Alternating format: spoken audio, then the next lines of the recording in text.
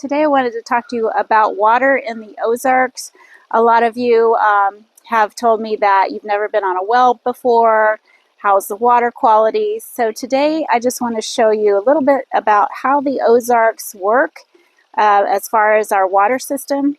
So I'm going to do a little bit of a deep dive into some geology, not too deep, but I'm going to leave links to all the research that I did below. Also, I'm here at the spring head of Bonniebrook, which was where my grandparents lived when they took care of Rose O'Neill. And this all flows down into this little brook called Bonniebrook, which actually flows into Bear Creek. And I actually did a whole video about this place last year, so if you want to see that information, I'll leave that below too. But I really want to focus on getting you comfortable with moving to the Ozarks. So we have a different kind of environment here, and it is very hilly and rocky. A lot of people love to visit this area from flat places like Illinois and Iowa. And of course, they think we have mountains, and we call it mountains. I know a lot of you have told me those aren't really mountains down there. And scientifically, you are correct. But from a marketing standpoint, you know, we have Ozark Mountain Coffee, Ozark Mountain Daredevils, Ozark Mountain Christmas, and Ozark Mountain everything, right? So it's a great marketing tool, right? It just rolls off the tongue. I remember when I was a kid, I would look at all the fossils in the creek beds, and I would find, you know, little seashell formations or snails, and I always wondered, how did those creatures get here? Well, really, this whole area was all underwater at one time, many, many years ago. And as the water went away, then we had this shift with the earth shifting and making the mounds underneath. And it created all of these wonderful caverns and hills. And that's actually called, and I've never heard this word before after I did my research, it's called karst. So there's a whole YouTube channel that you'll learn a lot from, and it's all about the waterways and the karst system here in the Ozarks and how it works. But basically, just like this spring here that I showed you, you can see this water just shooting out constantly. So underneath everything, we have rivers that are constantly moving. And they form lakes and other rivers, which I mentioned. This flows into Bear Creek, which flows into Taneycomo, the White River, and into Bull Shoals, and on down to the Mississippi. So it's quite incredible the amount of water that we have in the Ozarks. Now, about 100 years ago, like my family did, they lived by a spring or a creek, and they would usually have their cabin, you know, uphill, so they wouldn't have any risk of flooding. But they would carry water in buckets and do their laundry and everything, cook with it. So they had to do this about every day. They had to gather their water. Or like Bonniebrook here at the old homestead, they had it actually piped to the house right out of the creek.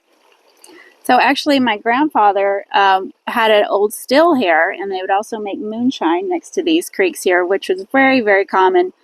You know, they made everything. They grew their own food and had their little farm and made their own whiskey.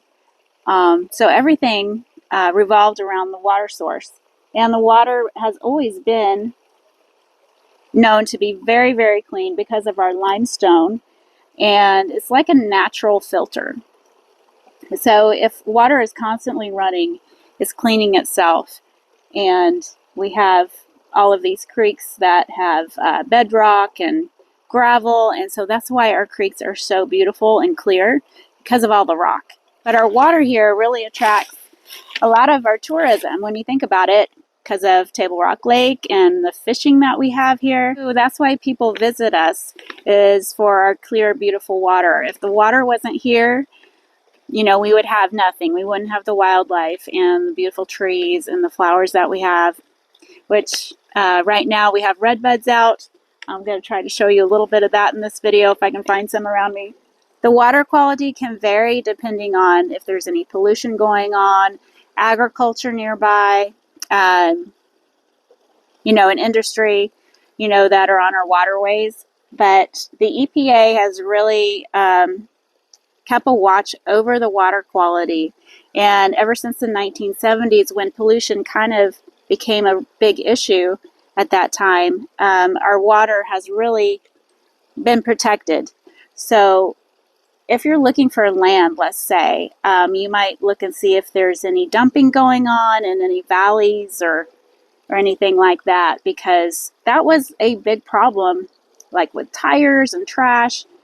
That was a big problem in the past, like way in the past, and then people really had to clean up, especially on a waterway or a stream or a creek like this. And if you're moving here and you're really concerned about the water quality, let's say on a well, you can have that well tested and treated. So there's a lot of regulations that come with putting in a well, like the contractors that actually put in wells have to go by the DNR, which is the Department of Natural Resources. So the contractors that actually put in wells have to be certified, and they have to go by the DNR rules and regulations. So well water, I would say, is very, very safe, and especially if you're not by a septic system. So that's another thing with well water, is that you need to be 300 feet away from a septic system. And in years past, you know, they were more loose with regulations and things like that. So make sure if you're looking at an older home that you get all those things checked out. So Missouri doesn't really have a ton of regulations that you might be used to if you're living in California or Colorado, but mainly we do have enough regulations to keep our water clean and being able to use this water source. And two, we have so much water, like I said before, that is constantly running. There's underground water sources like aquifers and tons of caves, probably right underneath where I'm sitting. That's just full of water, obviously, because, you know, it builds up enough pressure that it has to shoot out somewhere. So that's how these springs are formed. If you want to learn more about water conservation, I'm going to leave some websites below if you want to do a deep dive on that.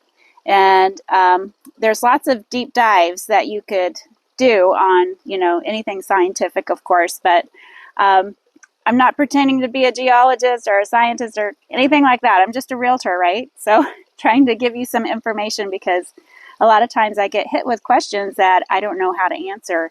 So I just thought I would put this out there for you. And hopefully this helps if you're looking to move to the Ozarks, if you're, you know, maybe concerned about our terrain and how hilly it is and water and flooding and all this stuff. So that is another video. But I just wanted to actually come out here in the springtime and say hi and let me know if I can help you with anything else. And if you're interested in visiting this place, make sure you watch my video that I did last year. It'll tell you all about it. Have a great day and looking forward to seeing you in the Ozarks. Bye-bye now.